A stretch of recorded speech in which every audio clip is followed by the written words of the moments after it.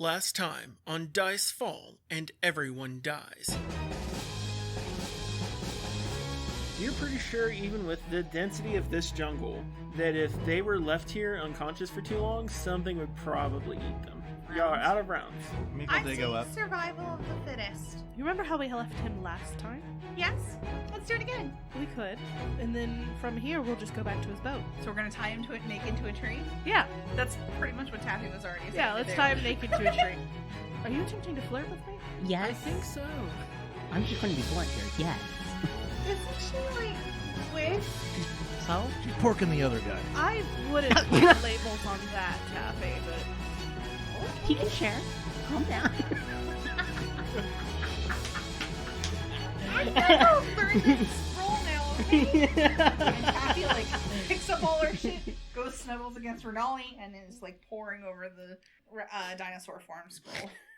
Welcome back to another episode of Dice Fall and Everyone Dies. What session number are we on, Shay? 30. So this is our 30th session. I believe we're on episode 63 of our podcast, and I hope everyone is doing awesome as we are doing our first recording post-Thanksgiving. Zach, how are we doing? Good. Thank you. And Jules, how are we doing? Pretty good. Shay? I'm having more flashbacks, but... Do we need to bring back the Amore puns? Because we can bring back... more. No, I don't. No, we're good. Taffy, how are we doing? Why does everybody else get their real name, but I get Taffy? All right, Cynthia. Not. Oh. Okay.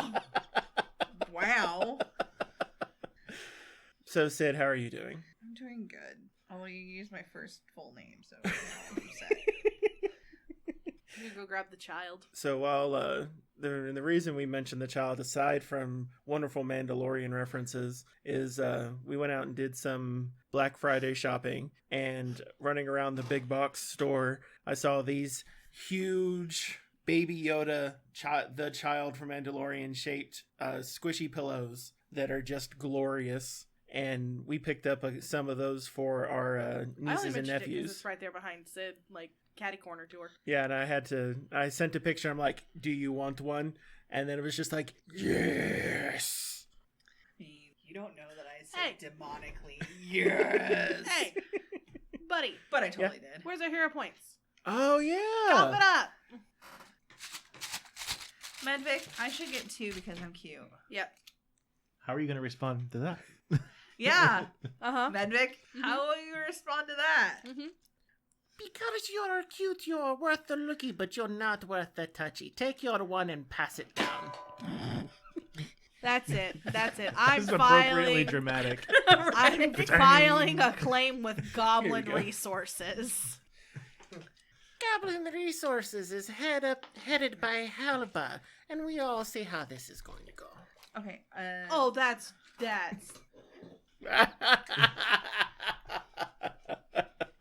Shay's going to murder you.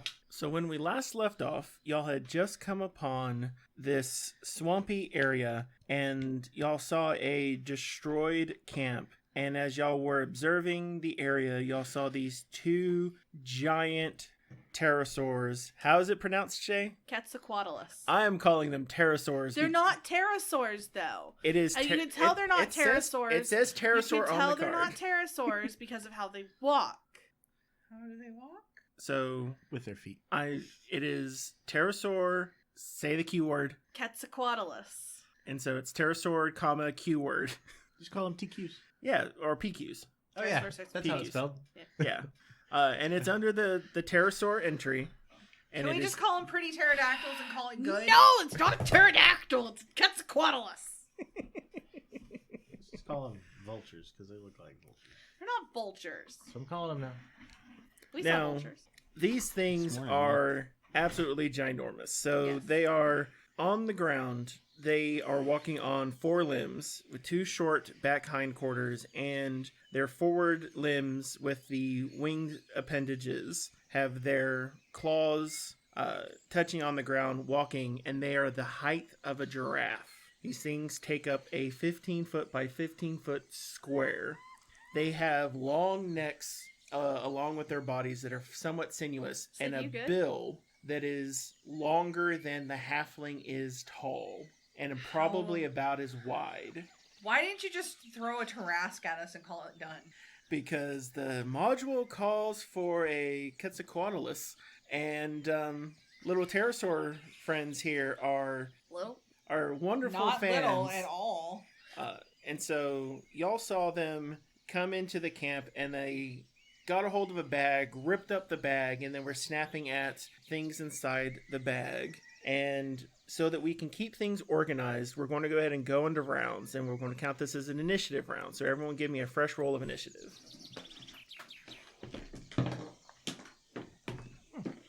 And I think for these guys, we're going to go with a nice big metal dice since they are a bit huge. God damn. I'm really glad I didn't roll those for attacks on y'all. Someone would be dying. Okay. Okay, how often do you get 18-18 on the same roll with 2 different dice? Is that what? 1 in a 400 chance, I think? Fuck off. Yeah. Yeah, 1 in 400? 20. Alright, well, thankfully they're distracted. So, right there. Alright, Kazlin, what's your perception? 28. Demos, what's your perception? 24. Stano, what's your perception? 34. Taffy, what's your perception? 31. Alrighty. So we will collapse that down. Perfect. So Stano, you come across the scene, and let's go ahead and pull up a map for y'all's use so that y'all can kind of have an idea of about what you're facing. So y'all are in a dry set of ground overlooking a swampy area. In between the two beasts is a ruined camp on an island that is about 20 foot by 15 foot wide, where it looks like someone had set up a ruined camp with the fire towards one end of it in a kind of a formerly covered area. Y'all are quite a few moves away, and there's swampy, rough terrain in between y'all and these pterosaurs. And at this point, it doesn't look like they have caught sight of you just yet. Steno, what would you like to do? Well, they don't look like they're moving aggressively, right? They're just they look like they're hunting for food. Give me a... Nature? Nature is probably the best one in this case. Natural 20. 30. Wow. You can definitely tell that the pterosaurs themselves are hungry. Okay. Do we still have the food from that drake that we fought? Kazlin eat all that? When was that? When y'all decided to go ahead and make Nidalee's wings. Yeah, but like how many days ago would that have been? So you're looking at least 4 days ago? I would think not, probably. Pillar, movement. Yeah, half a week to a week ago. Yeah. Where's Ubak? Ubak is not with y'all in combat. He is behind with Renali on the train. Excuse me? Ubak is not food. Ubak is friend. They look like they're looking for food. They're more sustenance than anything else. We are not friends to them. We are food. Although you're... Is Taffy saying this? Wait, I can't because it's not my turn. Taffy can talk. It's a free action to talk. Stano. What? We're not friends to these. We're food. Right, and if we feed them... No, you misunderstand. They're big. Yes. We are very, very small. You are very, very small. Do you see the beak on that thing? Of course, this is all... Flashbacks to the warg. Yeah, exactly. She's got some PTSD about the fucking Right, being if we eaten. distract them with food, maybe they'll leave. They're not gonna leave. They're gonna eat us. You don't know that. I'm not gonna take part in this combat. Stano's gonna take out, like, chunks of jerky or whatever. I don't know what the fuck she's carrying around in her Y'all rations. have plenty of trail rations, and I know each of your inventories have at least a week's worth. And she is going to slowly approach them. Oh no. No. All right, so you have 2 actions after your check, and we'll have the trail ration not really cost you an action. So how far do you want to move forward? Do you want to move 2 strides forward? Yeah, let's move 2 strides forward. And do you want to move along the land, or do you want to go ahead and get a little wet here? Let's move along the land. Okie doke. And your speed is 25 feet, right? Double check. Yep, 25. So your first stride gets you part of the way along kind of the isthmus that comes out on the dry land. Mm-hmm. And you're halfway through your stride takes you to the edge of it. Do you want to go ahead and get into the swampy water? No, she'll stop there. All right. And then I'll wait for everybody else basically to catch up. Taffy. So Stano pulls out a ration. It's claimed that they're hungry, and it is your go. You've got 3 actions. What do you want to do here? How thick is the shrubbery and brush around me? You could likely take an action to get cover if you want. I'm gonna take cover. All right. Is there anything else you want to do while you're taking cover? I think it'll leave you with 1 action left. 1 action? Yeah, I forget whether taking cover is a single or a double action. I think it's just a single, isn't it? Considered a movement. Yeah. What do you want to do? Hide is 1 action. Yeah, so hide is 1, so that gives you 2. Did you want to cast a spell? Did you want to prepare an action? What you want to do? 2 things. Mm-hmm. First thing, shield. Okay. Second thing, message Okay. to Stano. All right. I think you're gonna die. I think you don't know very much about animals. And then she's gonna just stay hidden in the bush. Wait, Stano can take how much time does Stano have to reply to this? It's from my understanding, it's call reply. It's like a quick thing. I don't think you know very much about animals. If this goes south, then drop a fireball. Okay, I can't reply back, but No, but Stano knows you got the message. yeah. And Stano just gave Taffy permission to fireball. Okay. So it is about this point that the pterosaurs each take notice of Stano. And so you see their heads suddenly kind of pop up and quirk, and then both of them almost simultaneously turn, and then they lock directly on Stano. And they each begin cautiously approaching. And it looks as though they are sizing up Stano. Make sure I've got their land speed here properly. So they take...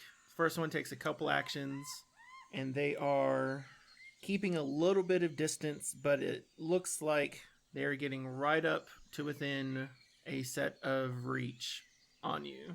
They seem to be giving off a very curious energy at this point. Mm. But from what you can tell, they seem to be sizing up whether or not how edible Stano is. Caslin, what do you want to do? I'm gonna roll a nature check and see if I can get into the minds of these creatures and see what it is that they're intending. All right, give me your nature. 18. You can tell that they are hungry, and they can, from what you can tell, they are not perceiving Stano presently as a threat. They seem to be perceiving Stano as food. That's from what you can tell at the moment, but you can definitely tell that they are hungry. You've seen, like when you watch the house drakes, you've seen them kind of do something very similar to like fairly large-sized mice, not quite full-on rats, where It's like playing with their food. it's very much sizing up. It falls in a very similar line. Mm-hmm. You think if something's not done to deal with this hunger issue, that they might be more aggressive. And that gives you 2 more actions. I am going to... Damn it, I should have drew a bow. Because I have to have 2 free actions to hold an action, right? To prepare an action, yes. I will draw my longbow. Y'all are so damn twitchy. Yes, I will draw my longbow. All right, you've got And- 1 action left. Um, You want to fire? Do you want to hold? I'm gonna hold. All right. Demos. You see these 2 giraffe-sized, reptilian-like, long-billed beasts. I was trying to think if there was another way to convey something that was a little bit more threatening than a beast, but we'll go with beasts. Behemoths? Looking Stano up and down as though they're considering how many actions it's going to take to get to the soft center of their Tootsie Pop here. So we're going to do actually something fairly standard. So the inspire defense, inspire courage, and put guidance on Stano. Okay. So Damo begins playing very soothing but inspiring music. Okay. Stano, what would you like? So they're kind of relatively close, right? They are a 5-foot move away from you. Okay. So with very calm movements, she's gonna kind of like gently kind of toss the trail ration towards one of them. Okay. And then she'll take another action to pull another one out of her bag and toss it towards the other one. All right. You've got one more action. Would that not be 3 actions? Toss Move. one, grab, toss the other? Oh. I'm just saying you've got your trail rations prepared to go. Okay. Yeah, and then she'll just kind of like hold her position there. Okay. Taffy. I'm gonna prepare fireball in case. Wait. Fireballs. Firewall takes 2 actions to cast, so you can't. Yeah. You could move down an initiative if you would like. Could Taffy move to right between them in initiative? Yes. You want to do that? See if one attacks, and then you go. Sure. I will take the hit and lower my initiative between the two. Alrighty. So the first one takes up the food and lowers its head down, pulls it up out of the water from where it was, and then lifts it up, and you see it just kind of open its bill up as it kind of tosses it, and it snaps shut and begins glugging it down, and then it begins peering even more intensely at Steno, and then you see the other one at the exact same time begin doing the same thing. It does not yet appear to have taken any aggressive actions at Steno. I would like to state that for those of you all that can actually see Steno, she seems very interested in these creatures. Taffy, did you want to take any actions before that? So far, they do not seem to be. No. You know what? No, I'm not gonna take any actions in this round. Okay, Kazlin. So far, they seem to have eaten up the rations that Stano has tossed down. I'm going to drop my initiative to below Taffy. Okay. So you want to go right after Taffy, but before the Second one, yeah. Terror Swords? Well, Taffy hasn't acted, so...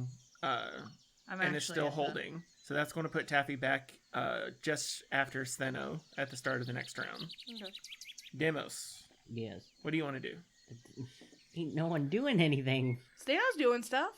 Should these be like handle animal checks? Actually, It's now that I'm just the thinking same about thing as before. Inspire Um, courage, inspire To feed them, you defense. don't need a check to feed them. it. Okay. You'll need a check to have them do pretty much anything else, though, before they make their decision. Demos. Just the same as before. Inspire courage, inspire defense. Alrighty. So we are now back at Steno's part of the initiative. You can see that they are now even more intensely interested. So like, she's willing to get a little bit closer to them, Okay. but she wants to do it like very carefully, basically like you would like approaching a wild animal. Okay. Obviously they're- still getting more food. Wild animals. Yeah. But like Alright. she's measuring the distance. She knows what she's doing. So do you want to approach to be within a touching distance between each of them at the same time? More on one, more on the other? Probably touching distance between each of them. Alright. And then stop giving me that look, Zach. Well, I'm just thinking, like, if you're in touching distance between both of them, then you're also within melee distance with both of them. Yeah, she is. And And then for her last 2 So- actions, she's gonna do the trail ration thing again. Okay. She's basically trying to play it off as like, I am not, a prey, but like, here is food that I am willingly giving to you. Alrighty. Taffy. Hold my action until after the first one goes. Kaslin. same. Alright. Wait, no. I want to set Q1 as my hunted prey. Okay. So that puts them... so that's going to shift you in initiative again. Or it's going to keep your spawn in initiative but allow Taffy to shift. Because... we're going to peek behind the curtain because the way it tells you to run the encounter here, and I kind of agree with it considering they're big and y'all are all food to them. You have a round to try to do a command animal, and everyone could try feeding them to reduce the DC for the command animal just to make them go away. Mm-hmm. But now that we've been through now technically 2 rounds, y'all are all food. So because the way they have it here, a PC can attempt a nature check to command an animal to make the Quetzalcoatlus lose interest and retreat. And every day's worth of rations that y'all feed reduces the DC by 1. So I've now fed them 4 rations. Right. But no one has Well- tried to make them go away yet. You've done everything to attract them Fine. and lower the DC. Fine, since it's still technically my turn. Okay. Taffy, you want to come out and try the nature check to be like, go away, boogaboos? Sure. Are you trained in nature? Yes. Excellent. So, because of Stanos' work in feeding both of them, the DC is going to be reduced by 2. And we'll have, and since this is kind of a command, we will, we'll do do you want to do a single command for both of them? Or, alright, that's how we'll do it. So this will be a nature check to command an animal. After you roll, I will tell you the DC. Yes! What did you roll, just so that we know? 10. Understandable. What's your second roll, Taffy? Oh, so, sorry, it was 21 with the 10 and the 11. And what is it now? 30. 'Cause I got a Fantastic. 19. Would there be a +1 from Deimos for Inspire Courage or Defense? Would that... I don't know. Courage and defense, no. Guidance was on Stano. Guidance would have applied to it. Okay. The DC was 22, Oh, which that's means not that bad. your button was perfect because the 21 would have failed. Nice. She's just gonna yell, "Go away!" And so your gnome busts out from behind this bush and just with like a prestidigitation burst of like magic shakes the thing, and the both of them suddenly like perk up and they're startled by this weird tree moving, and they both just take flight up in the air and begin flapping away. You see their wings just unfurl, their wingspan itself well over 15 feet in length, probably closer to like 20 feet in length for their full wingspan, and they just jump and launch themselves up into the air. Does it appear that they're leaving? Oh yeah. Okay. After you do that, they launch themselves up into the air, and they have carried off a good 150 feet out in kind of a northerly-ish direction. Thank God. Interestingly enough, it looks like command an animal. We would have been able to just like tell them basic things, and they would have done it according to the skill. So like we didn't have to, unless this encounter is written specifically to behave a certain way. We could have been able to just like chill with them for a while. That's what I was getting up to, was getting them down and then... Oh well, this is better actually. I think a lot less anxiety-inducing. I guess. Yeah. Hey, that's... it's good that I didn't get to, like, snatch one of y'all up and then do what I was probably going to have one of them. Because I figured They the could way... probably swallow any one of us whole. They have this wonderful snatch ability that they can grab someone with their talons and then move at half their flying speed, as long as they have a single creature grabbed or restrained. And so what they would basically do for anything that they couldn't normally hit, that they would grab them, just carry them all the way up and then just drop them. So that was what I was going to do to Stano. Stano would have survived the first time. It's fine. I didn't get to do it. It's perfect. Y'all reasonably handled this really large encounter and scared off 2 giant predatory giraffes. Flying giant predatory giraffes. With a sword face, If anybody looks at Taffy right now, she is fucking... bleached. Well, no, she's shaking, like, super hard, like... So she's not pale to where it looks like she's bleached. Is what I'm saying. It's oh like yeah, no, she's no, so pale that... she's so pale that you guys are almost worried she's bleaching. Like, and then, I don't know if it's, like, I can just do this, but she's gonna go over in the bushes and throw up. Stano's gonna start looking at their tracks they were leaving. So you begin taking a look at the campsite that's around there. And give me a probably survival check. Is probably the best one. 24. 28. 26. So from what you can tell, this was, before it was destroyed, was definitely a humanoid camp. And Stano, give me a society check. 29. So from what you can tell, it looks like you see various types of goods from some of the, you think the Orcish tribes that are around one of the larger lakes in the Magambia. This seems to be one of their camps. And as y'all, Taffy retching in the background, kind of checking the there stuff out. rubbing her back. After probably a few minutes of y'all checking out the area, y'all immediately take notice that there is a set of rustling coming from the opposite of y'all's initial approach, and a trio of half-orcs have emerged from the bushes in making very non-aggressive gestures, but making themselves known to y'all. What is y'all's initial reaction? Stano will kind of raise up a hand. Do you speak common? So one presents themselves and kind of steps forward a little bit and does respond back to you in a common. Oh man, I'm going to butcher this name. Spell it. I-F-I-O-K. I want to say Ethiok. Ethiok. From what you can tell, this one appears to be presents a little bit as the kind of the leader of the group. I'm trying to think of like the best. So the getting in my own head. So I am. Lower guttural or more guttural. No, I don't necessarily. They don't have to be like lower guttural. That's the he thing, looks right? cute. He looks like a cute dude. So Oh, Yeah, they gender her as she actually. Share her picture. Share her picture. upside down. Yes. Looks like a dude. So this is Oh yeah. Ethiok.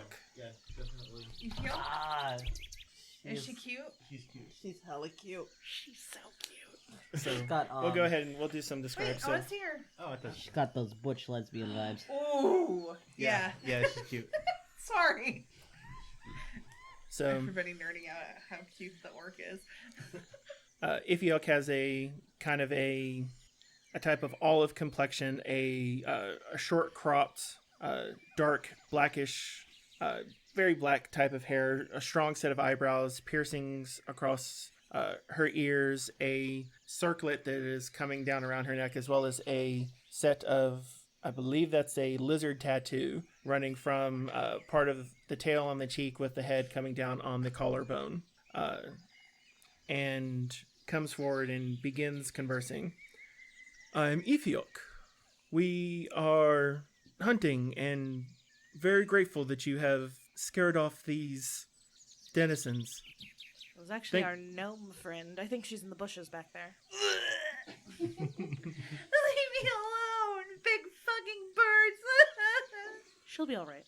They were gonna eat us. She's been eaten before. She's a little traumatized. That's understandable. Aside from saving our camp from further destruction, it's a pleasure to meet you out here in the jungle. Pray tell, why are y'all out here? Mostly exterminating cultists. I'm Stano. We don't know that they're not cultists. They don't look like they're cultists. Well, what does a cultist look like to you? I would also like to state that Stano doesn't look uncomfortable, but she probably looks weird. Like Weird. awkward A Oh, little, yeah. I see. because of orcs. Awkward Yeah. bi vibes. Yeah. Oh, okay. I mean, Taffy's for everyone. For as far as everyone knows, Taffy's just straight up lesbian. So she hasn't come out one way or another. But I thought she had a thing for. she did. But nobody knows that. Or Oh at no, least no, she Stano doesn't knows. think anybody Taffy knows told it. Stano. Oh yeah. Okay, so Stano's the only one that knows, This entire team has just aggressive bi vibes. right? Bisexual Except for disasters. maybe Kaz, because I don't think Kazlin's flirted with any females. Yeah. That's just because the most He's beautiful done person we've nothing. met Turned is out- the Hell Knight. It's true. I mean, That's true. that's fair. That's very true. As Damos dies over here. He's a beautiful man. beautiful, man. I just like Jamos- that Zach Charisma, referred but to him Jamos as is the a boy. most beautiful person we've met. What? Deimos is a boy. Okay. That's why he doesn't think. Stalgrim is a man. Fucking rude. I'd like to think this is campfire talk from a previous night, not like in front of the orc, who we're all kind of awkwardly vibing for. Mm. So y'all find yourself. I had to keep a consistent fucking accent. Yeah, So work you- on that, Chris. God. I know, I fucking know, right? I think of orcs I say like generally Stano's voice having. hasn't changed like 6 times. I think of orcs having a very offensive Cockney accent, No, absolutely not. just because of. Good day, Gov. Wait, that's Looks like meat's back on the menu, boys. okay. That's Warhammer. Fight works, all so of that's you. why. So the thing about that, right? So there's And- a decent argument for that for if you're like around like the Lotro. if you're around like the dwarven areas where it's a lot more of that stereotypical type of interaction with orcs. But it's really hard to make that case for Mwangi orcs. Mostly because they're a lot more chill than like, They are a lot more Belks and chill. orcs. They it's a very different cultural adaptation, and Matriarchy. Is it a matriarch? I don't know. and I was trying to establish on Twitter that it absolutely should be. and so since the Mwangi book's going to be coming out after this recording's done, Hell fucking yes. there'll probably be a lot more definition to how the orc tribes actually interrelate.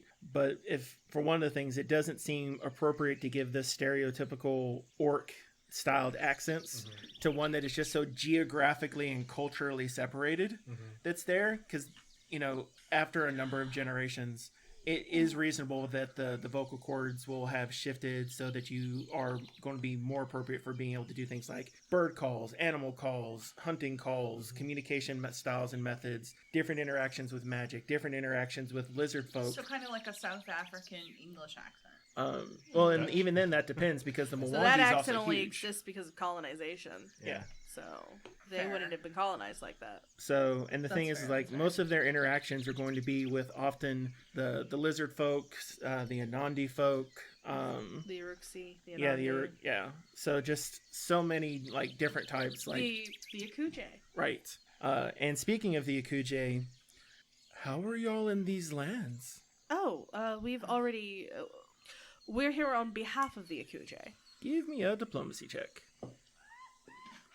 Yes, another button. Stano's not going to embarrass herself in front of this cute half-orc girl. 27. Oh, thank goodness. We were very worried. We've been in the Akuje lands for almost a week now, and we've not seen any sign of their patrols. We were exceptionally worried. For you see, we're on our own mission. A mission of revenge.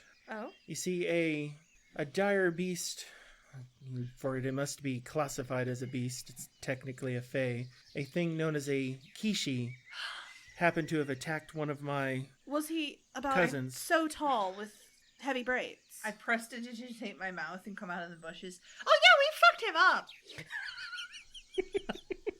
Oh, Jesus Christ, Allie. He was a bad fae. Well, yeah, but you just come out of the bush yelling that? Yeah. Was he wearing blue? As you begin doing the description, a look of realization and confirmation comes across Ethiok's face. What does it mean that you fucked him up? Oh, we he did. killed him. He's super dead. He had taken a celestial being captive, and we freed them and killed him. He was about to have a holy barbecue. You were about to take a bite. Well, I didn't. I was, but There's an obvious kind of look of disappointment in that Ithiok is not going to be able to take the revenge she desired herself on that one. But then also a bit of elation you can see kind of play across her features as well. But this is aside the point. Here, before we get into these dire tidings, let us clean this up. Would y'all be willing to make camp with us tonight? Oh, absolutely. And so, The birds won't Very quick to accept that invitation, aren't you? Shut the fuck up. Ethiok and you find out, I Who's believe got her? it's two of the extended family are begin gathering camp up, and now Ubak and Renali are able to catch up, and y'all can get everything set up for camping that evening. But it's not like you have to recover any HP or spells, because y'all handled that with a fantastic skill check there. I just wanted to learn a little bit about them. I wasn't being an idiot. I've handled animals before. They were two giant birds who, if they got their And beaks they're on very you, could have ripped you in interesting. half. Do you remember what almost happened to frickin' Taffy, you're Delos? not my mother. I'm not your mother. I'm your friend and your party member, and I want to live to see however old I am. They are known to snap up children and fly away. They're just very interesting. Thanks. I totally needed to hear that right now. But you properly scared them. Breathe deep, Daffy. So the Dolly, I need huggies. come here, babe. It's fine. I snuggle into the spider bosom. That's the worst thing I've ever heard. Is it worse than me? Did I tell you about our Google Home? No. Oh, it made a loud shrieking noise, and we picked it up, and just like so many spiders fell out of it. Our Google Home hub had been infested by spiders. I don't know if it's any good anymore. No, we haven't opened the bag. The bag? You shoved it into a bag? We shoved it in a plastic bag, sprayed the inside of this bag with just so much bug killer, and just tied it as tight as humanly possible and hung it on a hook. We haven't touched it since. We're hoping everything's dead. It's a talisman to ward off evil at this point. It was horrifying. So as y'all begin setting down and making camp, Aethioc begins kind of prodding for some information about how that encounter with the Kishi went. Who wants to tell that story? Not me. Stano will tell the story. All right, how does Stano phrase that encounter? Fucked him up. We were speaking with him, and when we realized exactly what he was talking about, when he said that he had a fine bird in his bag, we attacked him. I attacked him with my greatsword first, and then we stabbed him with my dagger. And I lit him on fire. And Taffy lit him on fire. Use magic missiles. And did horrible damage to his face. May I see the dagger? Yes. Yeah, Stan will pull out the dagger and show it. Cold iron. Mhm. Good choice, especially for one of its nature. And hands it back. So who was the one who got the killing blow? I believe that was Taffy.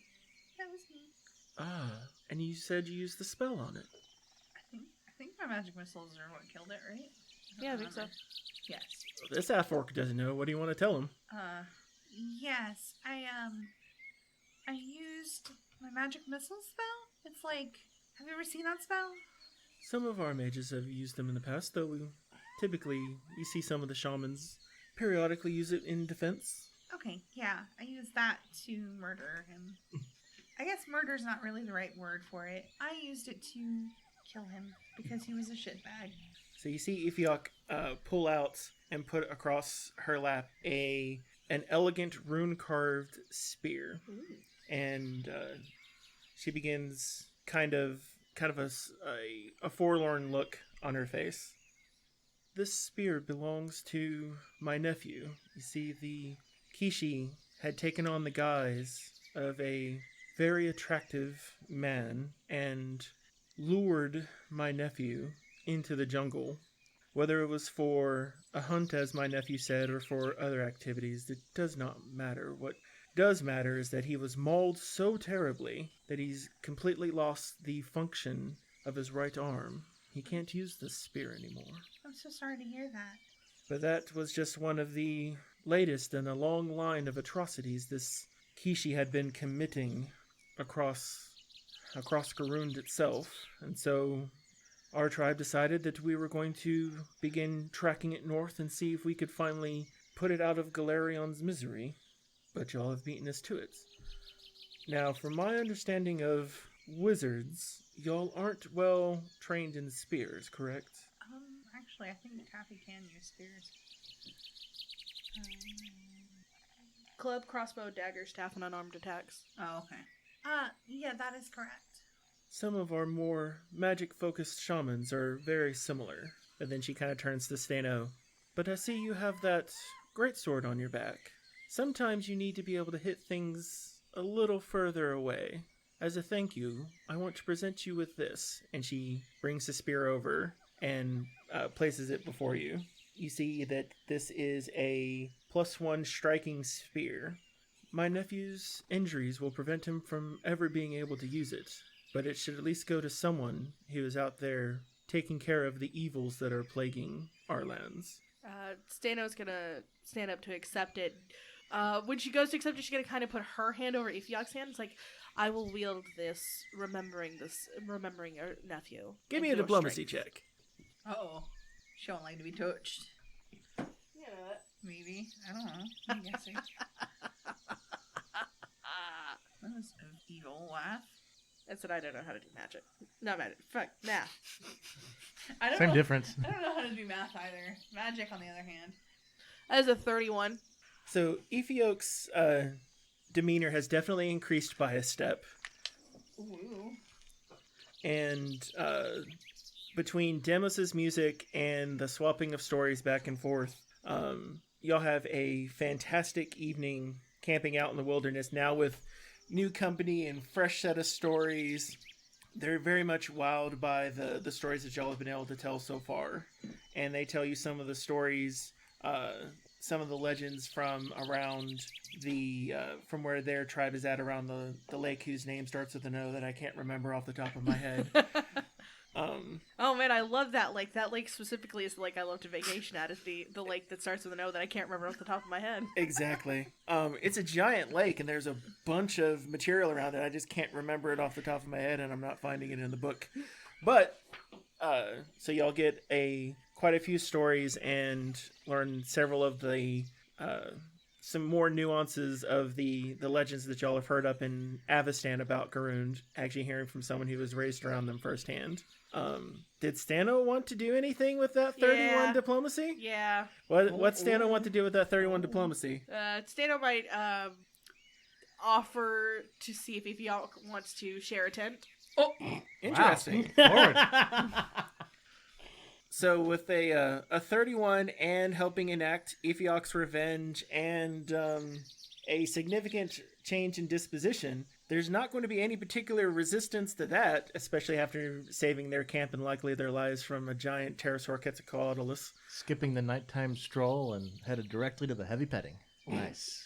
Question is what's Damos think about that? That's if he notices. Oh, you notice.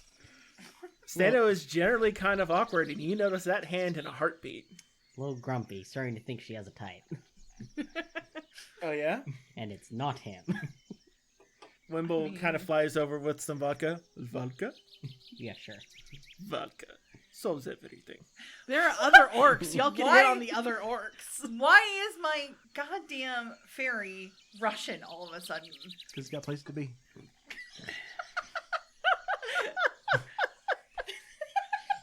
You're fired. No, I like Never that work with you one. again. I liked it. It was Kaslin's been recast. perfectly punny. So, as Recast. y'all notice Stano sidling up next to Efok as the night continues on. Damos and Wimble are knocking back shots. Oh no. Damos, go ahead and give me a fortitude. Oh, God. Boy, it's going to be a mess. She's saying there are other half orcs. It's not just Ethiok. They're the other two. We can make Chris expand on them. 15. So it's about shot 3 when Damos, you don't think you can take anymore, and you're not quite passed out, but everything's a little fuzzy. All of a sudden, you're running into some of as you strum along on your lyre, some of your sadder songs from time to time. Maybe linger on those a little bit. What's on drunk Damos's mind? Uh-oh. We'll save. Oh, no. Oh no. Boy's just grumping that he's been flirting with Stano for God knows how long, and she has a type, apparently. And it's strong, and that's not him. Ubok comes over. Why don't you play something more upbeat? Why all the grumpy pants? Oh god. Oh, no. Am I not allowed to be grumpy? Well, of course you can be grumpy, but you haven't made a move in 4 weeks, man. He did 2 nights ago. Ubok. Oh, did Oh, Ubok yeah. see? Oh, sorry. 3.5 weeks ago. 3.5 weeks for one move. You didn't even tell her that you wanted to go ahead and share her bed. Come on, man. And let's be honest, that's a perfect opportunity. She saw the opportunity, she seized it, and now, well, we're going to be lucky to get some sleep later. Ew. Stano sex. How dare you? Deimos. Soundbite. Okay, he's going to bed. This is too much. No. Taffy's No not more even the monkey there. man. Taffy's not even there. She's cuddling with her spider bae. You see, Wimble, this is why I taught you how to make jungle vodka. Perfect. Jungle vodka. Oh It's god. good vodka. It's good vodka. I'm just saying, like, we've been sitting here listening to spider sex for the past, like, I don't know how long. I would like to maintain that Taffy thinks she's very discreet. Taffy thinks she's very discreet. Yep, that's what I said. It's just really obvious what happened when you walk out to the campfire every morning covered in silk.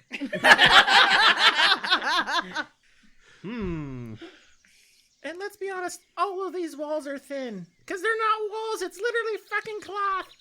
Yeah. At least Charkas have the good sense to run up on a tree 30, 40 yards out. Well, and it's hard to Just tell our leave cries me between other alone. things, so... Leave us alone. Yeah. So he takes another shot with Wimble. Need to go save my village just so that I can find a girlfriend. Fuck me. And he goes and beds down himself.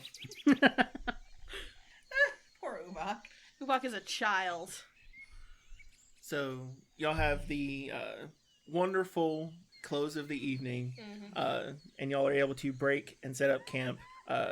Ethiok and her two cousins, distant cousins, are they see y'all off now that their revenge has been satiated, and y'all have been able to provide enough confirmation that the Kishi has been thoroughly slain. There's a little bit of a lingering touch as they see themselves off heading back south. I would like to state that Stano, she can't really give Ifyok her phone number. But, you know, there's ways to keep in touch. The next time we have anything going to Avestan, we just have to get through Cheliax first. Gross. Cheliax. So Sounds they like begin heading south. Y'all now find yourselves, and you know that south of y'all, because y'all had Wimble do some scouting the previous day, that there was not anything particular of interest or obviously large dangers. Thank God. And so you'll find yourselves at the start of the morning. The camp itself was fantastic. Question is do y'all want to double back to the river? Do y'all want to kind of head south and west? Or do y'all want to head south and east? Y'all presently have a number of options that y'all can do. How would y'all like to go, and where would you like to go? So the red marks are where we have. Yes, so we have a map set up of the area, and every red mark is either a space that y'all have scouted and found nothing of interest, or y'all have been and resolved the items of interest. So we have been one space away from the elephant village, but we didn't go to the elephant village. Y'all scouted that far south. Can we take the boat to the elephant village? You would have to double back to the river. Might as well just go straight through. So Okay. you can take a couple days to stagger west to head towards the elephant village, or you can head back to your boat, and it'll take an additional day, but y'all will be close to where the elephant village is, and move that way. So I'd recommend doubling back to the boat and then taking the boat down, and then we can take the boat back upriver to get back where we were. Fair. That just seems like it'd be faster than attempting to cross the river, than attempting to go back again, get on the boat, cross the river, da-da-da-da-da-da. I'm down for whatever. And- Taffy doesn't care. So y'all have been using Dago as well as Wimble to scout. Where do y'all want to have them scout? Do y'all want to have them scout? I think I'm gonna have Dago scout the hexes ahead of us, just to see if we are going to the elephant village, we'll be coming across a settlement, so it might be a good idea to see if there's any threats ahead of us before. So, from my understanding, the plan is for y'all to double back to the river Yeah. and then take the boats To the elephant village. to the elephant village. Yes. So the challenge with that is y'all will be moving faster across the river than what they would be able to do in exploration activity and return. So then I'd just honestly have him stay on the boat with us. Yeah, I'm gonna have Wimble stay with me. Okay.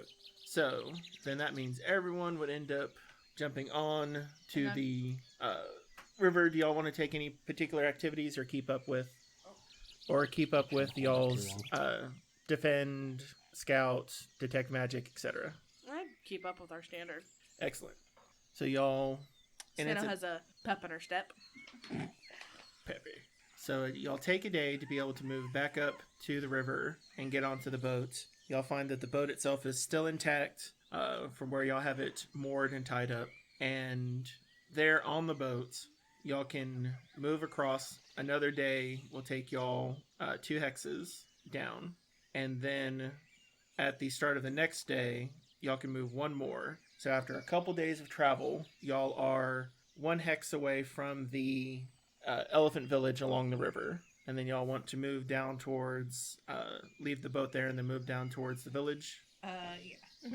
So the river journey itself, y'all did spot some of the larger beasts of the area, some terrifyingly large crocodiles, but they did not seem to be hungry enough to really give the boat too much notice.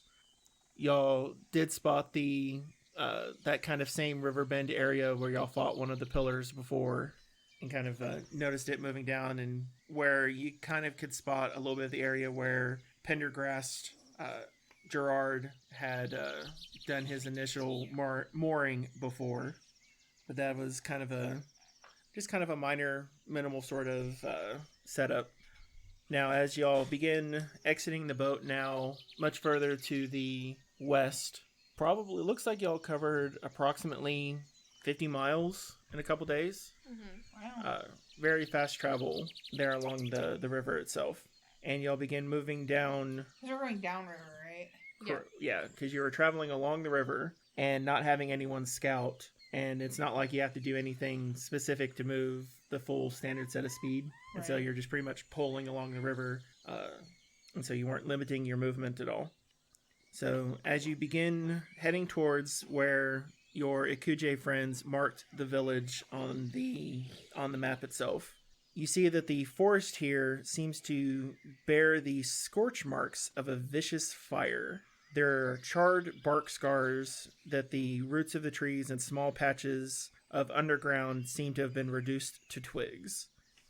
The focus of the fire seems to have been as you come across several small houses in a large clearing, and all of the structures have been just burnt to the ground, and it leaves only the charred timbers behind. There's a single stone well standing up in the middle of this burned out village, and near the well lie 2 almost unrecognizable corpses that appear to have been trampled by a large creature. So, either we were too late to the village to save it, or this happened way before. Can we tell roughly about how long it's been since the attack took place? Give me a survival check. That would be 24. So as you begin approaching the village and taking a look, you can tell that it's been quite some time since this area had been burned down. And as you begin approaching, coming out from the south along the brush are a pair of elephants tromping forward, and they begin doing a charge up at y'all.